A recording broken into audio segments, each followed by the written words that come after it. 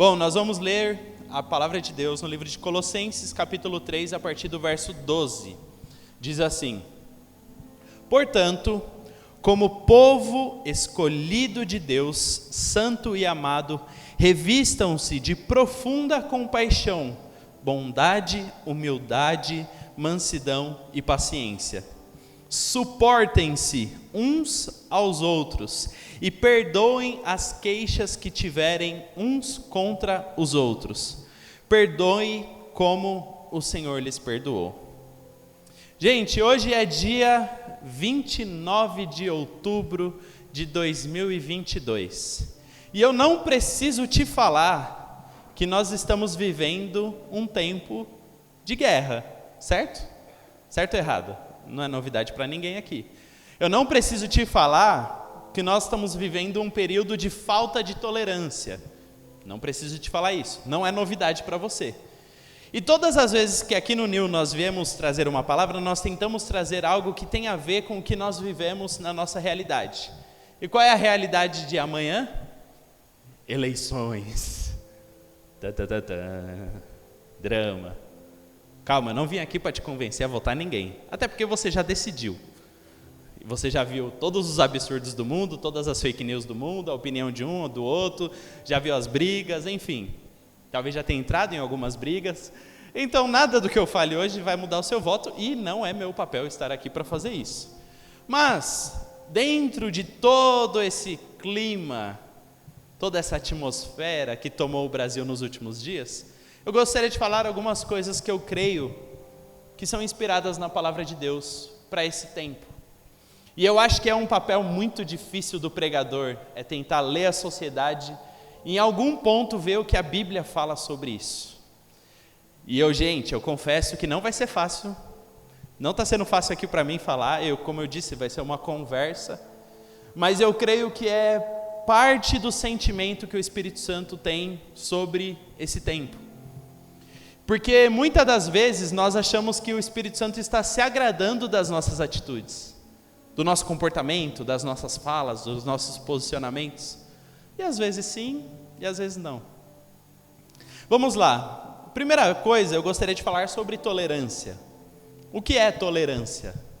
Tolerância é o termo que vem do latim tolerare, chique falar latim, que significa suportar.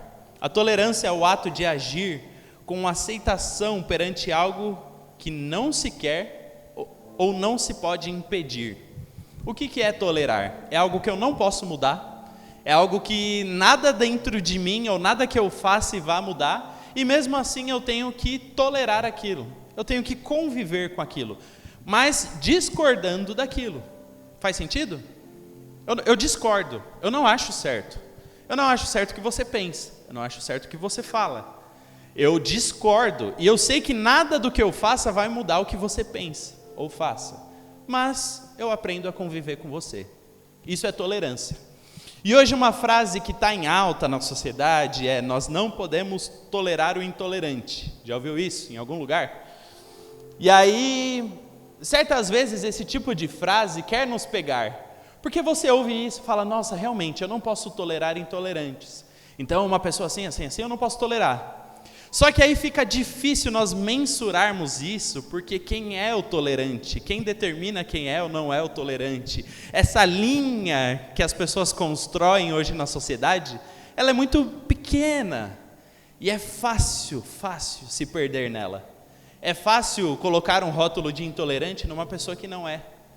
É fácil cancelar uma pessoa que só estava num dia mal, que só falou uma besteira. É fácil, muito fácil, estragar a vida de uma pessoa que estava num dia errado, na hora errada, no lugar errado, com as pessoas erradas, e errou, com certeza, as pessoas erram. Mas aí, queridos, eu gostaria de mostrar na Bíblia e na palavra de Deus o modelo social em que Jesus viveu, cresceu, e aí nós vamos ver que ele passou muito mais situações onde talvez seria intolerável aquelas circunstâncias, aquelas pessoas, e que mesmo assim Jesus ele foi tolerante. Por exemplo, o judeu naquele tempo de Jesus, ele convivia com os samaritanos. E talvez nós aqui não suportaríamos conviver com samaritanos. Fala, nossa, Rafael, que dramático. Uau, nós temos a parábola do bom samaritano. Porque Jesus ressignificou os caras. Mas a princípio é ruim. A palavra samaritano naquele tempo era ruim. Porque o que era o samaritano? Ele era um antigo judeu, lá da mesma descendência dos judeus, que tinha se casado com pessoas de outros povos e que adoravam a Deus da forma errada.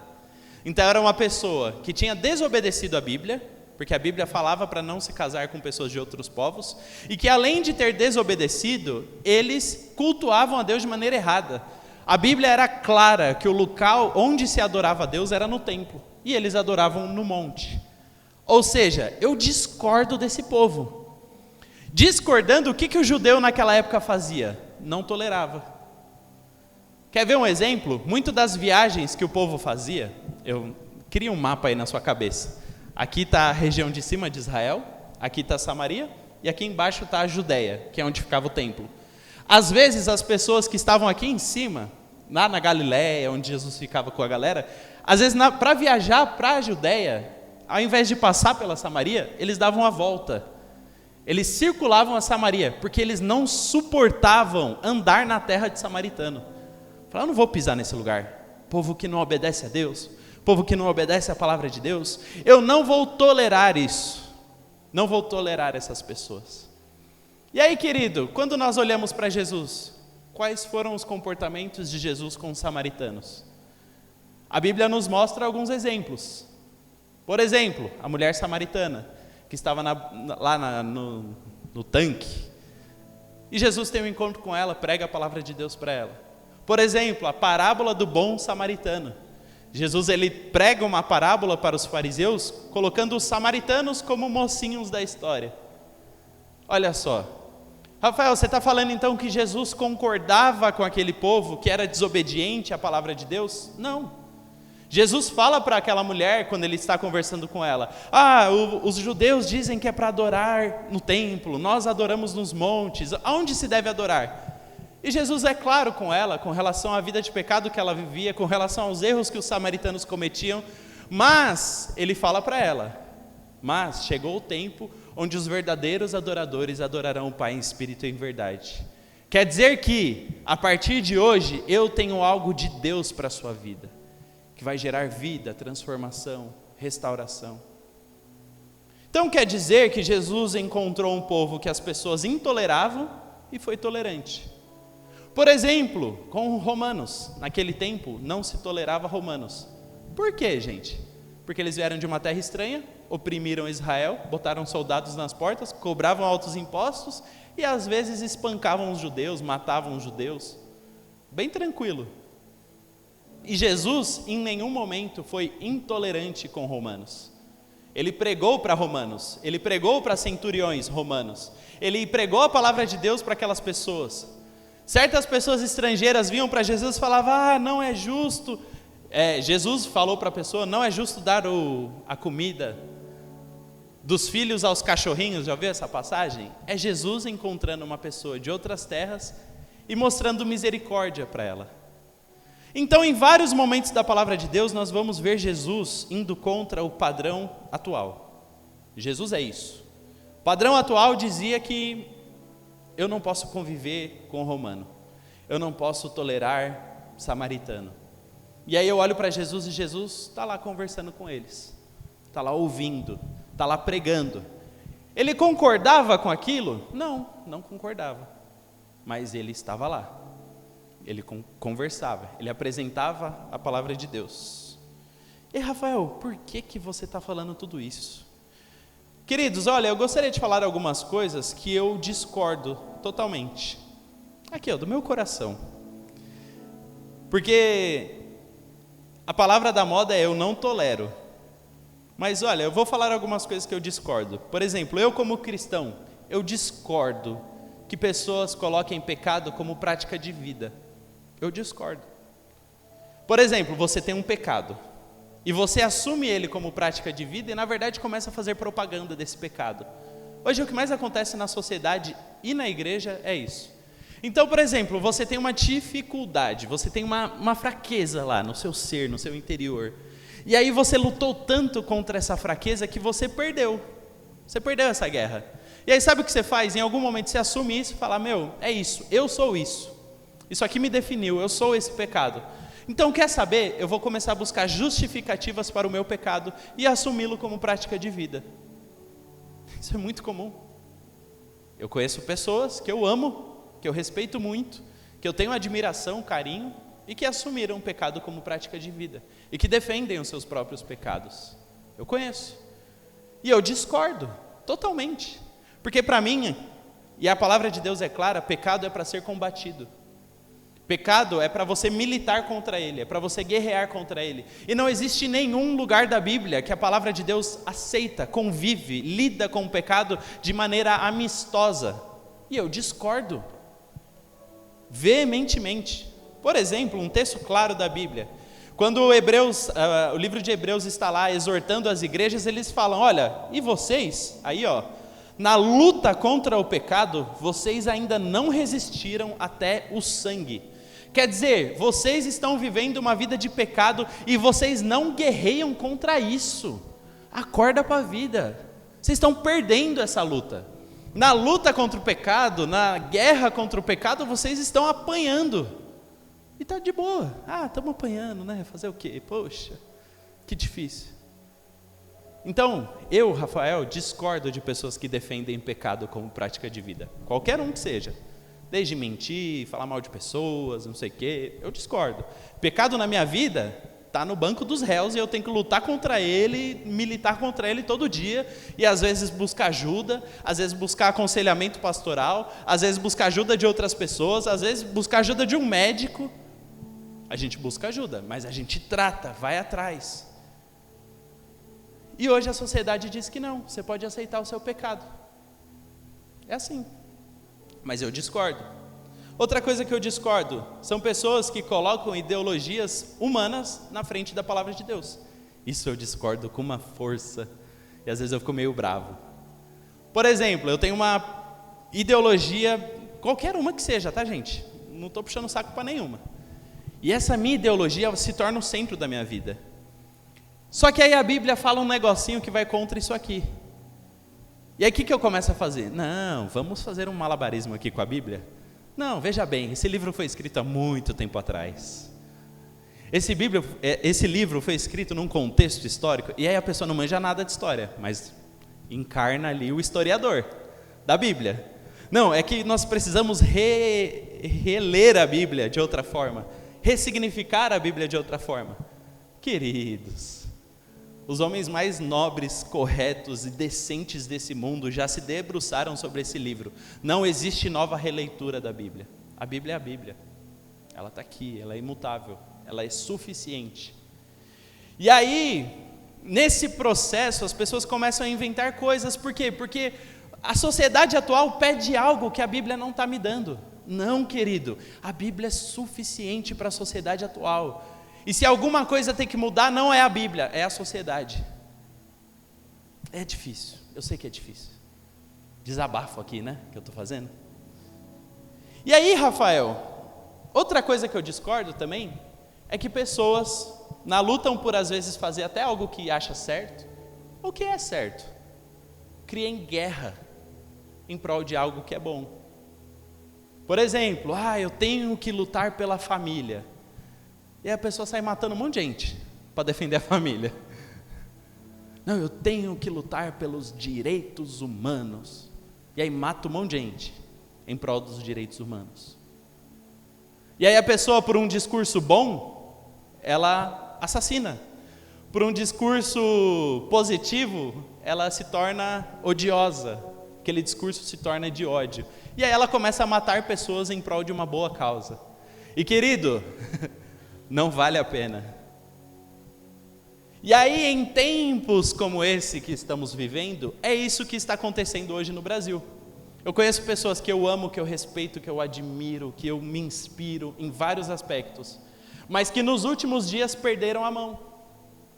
Perderam a mão do respeito, perderam a mão da tolerância, perderam a mão de abrir a sua rede social e conseguir suportar que aquela pessoa que você conhece pensa diferente de você. E isso nos levou nos últimos dias a começar a criar guerras com essas pessoas. Criou-se uma batalha. E aí famílias começaram a se dividir. E aí relacionamentos começaram a se estremecer. E aí amizades de muitos anos ficaram abaladíssimas. Porque eu estou de um lado, você está do outro, e não importa o que aconteça, eu não posso ser amigo de um cara igual você. É isso que aconteceu nos últimos dias. E a guerra está instalada. E é almoço de família, aquele climão. Que o pai é louco, que a mãe é maluca, doente, é pichuluco, é piruleibe. Cria guerra. Já vai no clima do almoço já. Senta ali no domingo, já começa, daquela olhadinha. A pessoa vem com a camiseta vermelha para o almoço, ou com a camiseta do Brasil, já que é para cutucar. E aí já olha, por que está com essa camiseta? Não, sou patriota, eu gosto do Brasil. E aí começa a se criar um clima. E gente, eu conheço muitas pessoas, pessoalmente, que perderam a mão nos últimos dias, que perderam o respeito nos últimos dias, que perderam relacionamentos de amizade, de carinho, de momentos incríveis que viveram juntos, por causa de uma ideologia política. Isso é tão triste. Isso é tão triste porque depois de amanhã, metade do Brasil vai estar triste. E é isso, não tem o que fazer. E não é possível que metade do Brasil seja imbecil e a outra metade seja genial. Não, tem imbecil e genial dos dois lados. Eu não vou colocar aqui a minha posição, quem eu acho mais imbecil, mas eu tenho a minha. Mas a questão não é essa, porque eu estou falando aqui com um cristão. A questão não é essa. A questão é que, como cristão, não é a qualquer preço aquilo que eu penso. Como cristão, não é para massacrar em prol daquilo que eu acredito. Não é para destruir em prol daquilo que eu acho que seja o melhor.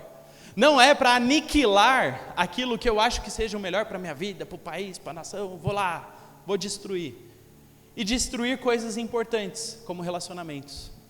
Querido, a palavra de Deus é muito clara em vários pontos, que às vezes é preciso suportar. Às vezes você vai virar o olho, mas você vai ser calmo. Porque quando a palavra de Deus nos disse aqui, suportem-se uns aos outros, no versículo anterior eles falaram, portanto, como povo escolhido, aqui a palavra de Deus está falando com quem é dele, com quem o serve, santo e amado, revistam-se de profunda compaixão, bondade, humildade, mansidão e paciência. Foi isso que a gente tem visto ultimamente na rede social? Compaixão, bondade, humildade, mansidão, paciência. Eu não sei, mas meu Instagram sumiu essas coisas.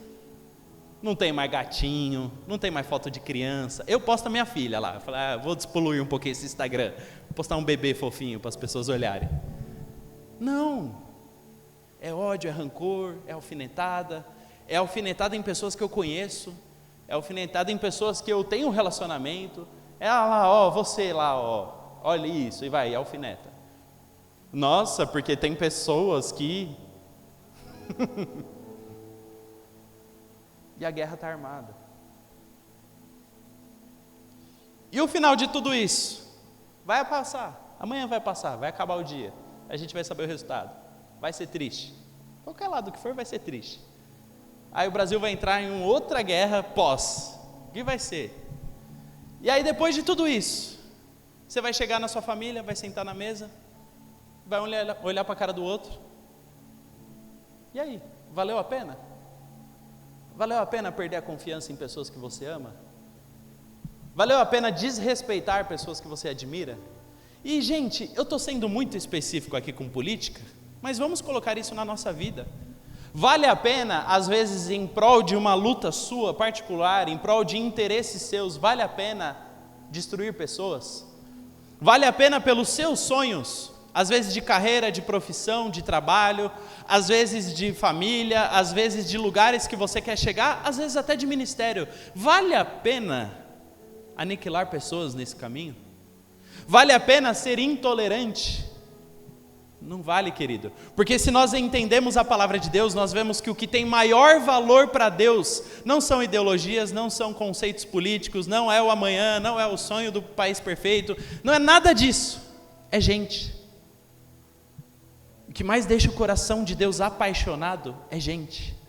E a palavra de Deus é muito clara, você não pode falar que me ama e odeia o seu irmão, porque se você não consegue amar o irmão que está do lado que você vê, quanto mais a mim que você nem vê. Querido. Então, pegue esse exemplo que eu estou te dando da política e tal, só como uma referência. Mas talvez você precise ressignificar vários relacionamentos que você perdeu por coisas inúteis. Eu conheço pessoas que eu amo e que eu admiro, que ficaram anos sem ter contato com um parente, por exemplo, e se eu for perguntar qual foi o motivo da briga, nem lembra. Não, mas por que vocês brigaram? O que aconteceu? Há 2 anos atrás. Não sei. Sei que a gente se gostava e hoje eu odeio aquela pessoa, não posso chegar perto. Mas o que foi? Qual foi o motivo da briga? Me conta. Não sei, nem lembro mais. Mas ela é falsa. A jararaca, não presta. E aí, amizades, relacionamentos, confiança, história, coisas incríveis que já viveram juntos, começam a se perder. Por falta de compaixão, bondade, humildade, mansidão e paciência. Queridos, não é só você que quando abre o Instagram, fica louco da vida. Quantos textos eu apaguei nos últimos dias? A pessoa postou um negócio, tudo, não, porque todo mundo generaliza, né, em época de eleição. Eu falei, não, pera lá. Aí na hora de enviar, eu olhei e falei, não vale a pena. Apaguei, bloqueei o celular, falei, não vale. Não vale a pena.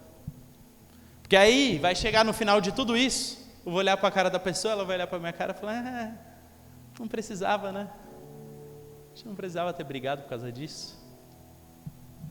Então, querido, é difícil, eu sei que é difícil, mas nós precisamos nos revestir de compaixão.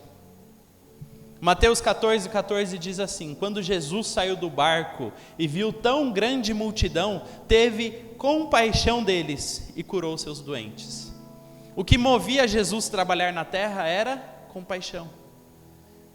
Então, aqui nessa terra, quando nós estamos em situações de confronto, revista-se de compaixão. Olha para a pessoa e tente encontrar algo de bom, e tente sentir a dor daquela pessoa, e tente entender o que levou aquela pessoa a fazer aquilo, o que levou aquela pessoa a pensar daquela forma. Se esforce, e às vezes tem que se esforçar muito. Tá, eu preciso ter compaixão de fulano, mas é um animal. Mas eu preciso me esforçar, vamos lá, o que essa pessoa tem de bom? Não sei, hein? Difícil achar. O que levou essa pessoa a pensar desse jeito? Ser muito idiota, é isso que levou. Não, mas calma, eu vou achar alguma coisa, vamos lá. Não sei. É difícil, gente, eu sei. Mas você não conhece a história, você não conhece os dias, você não conhece a infância, você não sabe o que ela passou. De repente, as coisas que ela sofreu, os traumas que ela sofreu, os problemas que ela sofreu, a levaram a ter determinado tipo de pensamento, escolha, vida. E você está aí, a julgando. Eu discordo, tudo bem, pode discordar. Talvez se a gente for falar aqui, política, metade vai ficar para um lado, metade vai ficar para o outro, a gente dá uma arma para cada um e vamos lá, pessoal, vamos ver quem vai ter mais eleitores amanhã. Já elimina alguns aqui que iriam votar amanhã. Mas não é essa a atitude. A atitude é de olhar e falar, eu tenho compaixão, eu me coloco no lugar, eu tento sentir a dor da pessoa, por mais que eu discorde dela. E querido, sabe o que é difícil ainda as pessoas entenderem? é que em momentos, por exemplo, de eleição, a gente tem coragem de ir lá e xingar e botar o dedo na cara e tal. Mas, por exemplo, eu tenho várias pessoas que lá no meu tópico primeiro, que vivem uma vida de pecado e que eu discordo. E é muito fácil ser tolerante com esse ponto. Todo mundo aqui tem pessoas que vivem uma vida de pecado e você tolera. E está tudo bem. Só que aí se essa pessoa posta alguma coisa que discorda do seu candidato, você vai xingar ela. É engraçado, parece que é mais importante para você a pessoa que está indo para o inferno, ou a pessoa que vota no político errado, do que a pessoa que está indo para o inferno. O seu peso de importância, não, o que me leva a fazer alguma coisa? A pessoa vai votar naquele bandido, ou o fato dela estar indo para o inferno? Isso aqui, né? Eu vou agir por causa disso. E é muito triste eu falar aqui para vocês que eu conheço pessoas que andaram comigo, que caminharam comigo e que estão indo para o inferno hoje, que estão caminhando para o inferno. E talvez eu não esteja fazendo nada para mudar isso. E talvez eu não estou tomando nenhuma atitude. Estão lá vivendo uma vida de pecado, estão lá largados, jogados, estão lá estragando com a vida. E quantas vezes eu abro o Instagram de pessoas assim e eu choro, eu fico mal. Pessoas que eu já liderei, pessoas que caminharam comigo, que frequentam minha casa, pessoas que eu amo e que eu não sei mais o que fazer. Eu discordo. Mas eu preciso ser compelido a amar essas pessoas e fazer algo por elas. E tentar gerar mudança na vida delas, porque o que me move é compaixão, é amor, são motivos bons. Não é chegar lá, botar o dedo na cara dela, você é um animal, você é um imbecil. Não, é amor, é compaixão, é mansidão, é zelo de falar, não, eu vou fazer alguma coisa. Queridos, nós começamos a colocar num filtro de entender que as nossas atitudes começam a mudar quando nós aplicamos esse texto aqui. Quando nós aplicamos mansidão, quando nós aplicamos bondade. Por exemplo, Mateus 11:29, tomem sobre vocês o meu jugo e aprendam de mim, pois sou manso e humilde de coração, e vocês encontrarão descanso para suas almas. Jesus é manso. Essa semana eu conversei com uma pessoa, eu postei o culto, e aí suportem uns aos outros atrai, né, as pessoas. Eu tenho que suportar muita gente. Ouvi essa frase umas 10 vezes essa semana. É difícil. Eu tenho que ouvir mesmo porque, minha vida está só suportar os outros. Suporto minha mãe, suporto meu chefe, eu suporto todo mundo. E aí a pessoa me respondeu isso. Aí eu falei, bora, vamos lá no culto. Aí a pessoa falou, não, Jesus vai me bater muito, não estou preparado. Eu falei, que bater? A pessoa, não, já sei que Jesus vai me bater e tal. Eu falei, você sabe que Jesus não faz desse jeito? Para quem está distante, Jesus abraça primeiro. Ele bate depois. Primeiro ele acolhe. Porque ele é manso, porque ele é bondoso, porque ele é paciente. Porque ele não está pronto para jogar na sua cara o seu erro. Ele está pronto para te receber. Ele está pronto para te falar, filho, vem cá, você errou, mano. Mas está tudo bem, vem cá primeiro. Depois a gente resolve esse seu problema. E queridos, quantas e quantas e quantas e quantas e quantas e quantas vezes Jesus fez isso com você? Por que você não pode fazer isso pelo seu irmãozinho? Vem cá. Você está bravo comigo, eu sei. Mas vem cá, eu quero fazer um café para você. Vem cá, eu quero pagar um Mac para você, vamos trocar ideia. Vamos passar um tempo junto. E esquece a treta, e esquece os motivos que você tem para jogar na cara dessa pessoa. Só vem cá, só acolhe, só traz para perto, só aceita, só recebe, só abraça, só fala que ama, só fala que é importante, só fala que sente saudade, só isso, vem cá. Porque é o que Jesus faz conosco todos os dias. Vem cá. Queridos, o Espírito Santo quer nos transformar nessa noite. Transformar a maneira como nós enxergamos os nossos relacionamentos. E não é uma crise de uma sociedade que pode nos mudar isso, que pode nos tirar isso, tirar aquilo que somos em Cristo, tirar a identidade que temos em Cristo, tirar o amor, a bondade, a mansidão que temos em Cristo. Não permita que isso te roube, Não permita que isso estrague a sua família, que isso estrague as suas amizades. Não. E eu, ao vir para cá nessa noite, eu senti o Espírito Santo falando isso claramente para mim. Olha, quando você chegar lá, você vai ter que cobrar algumas pessoas lá, que hoje à noite elas vão ter que mandar algumas mensagens. Algumas mensagens falando, me perdoa. Eu me excedi. Estava bravo no momento, não pensei muito bem, foi mal.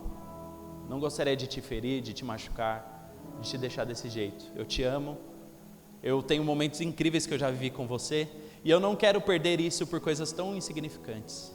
Vem cá. Algumas pessoas vão ter que fazer isso aqui essa noite. O WhatsApp essa noite vai ter que falar algumas coisas. De me perdoa. Eu não queria ter agido dessa forma. De chega, esquece. Vamos almoçar semana que vem? Vamos tomar um café? De mano, estamos distante, está longe, eu sei, coisas aconteceram, não importa. Eu te amo, eu quero te pedir perdão. Será que nós temos essa maturidade? Para não fazermos igual todo mundo está fazendo. Está todo mundo indo para a guerra. Será que nós vamos lembrar como Jesus foi? E nos revestirmos de profunda compaixão, bondade, humildade, mansidão e paciência. Porque se nós fizermos isso, nós temos a capacidade de suportar uns aos outros, de suportar as pessoas. Jesus quer curar relacionamentos aqui nessa noite. Talvez seja com a sua mãe, com seu pai, com seu amigo, mas Jesus, Ele quer curar. Porque, querido, não vale a pena. Rafael, mas você não sabe o que essa pessoa me fez. Não vale a pena. Mas você não sabe o que ele falou para mim. Não vale a pena. Acerte as coisas. Peça perdão, perdoe. Liberte o seu coração disso. Porque se nós formos iguais a Jesus, nós vamos nos revestir do quê? De profunda compaixão, bondade, humildade, mansidão e paciência. E é duro, né? Mas eu sinto que o Espírito Santo está triste com tantos relacionamentos que foram destruídos nos últimos dias. E a palavra de hoje não é para ser revolucionária, para mudar o mundo, é para mudar você. Não é para mudar o país, é para mudar o seu coração. Porque mudança genuína do Evangelho não acontece de fora para dentro, acontece de dentro para fora. Surge de dentro de mim, muda quem eu sou, muda as minhas motivações, muda o meu interior. E a partir do momento que eu sou transformado, a mudança vem para a sociedade. Amém, querido?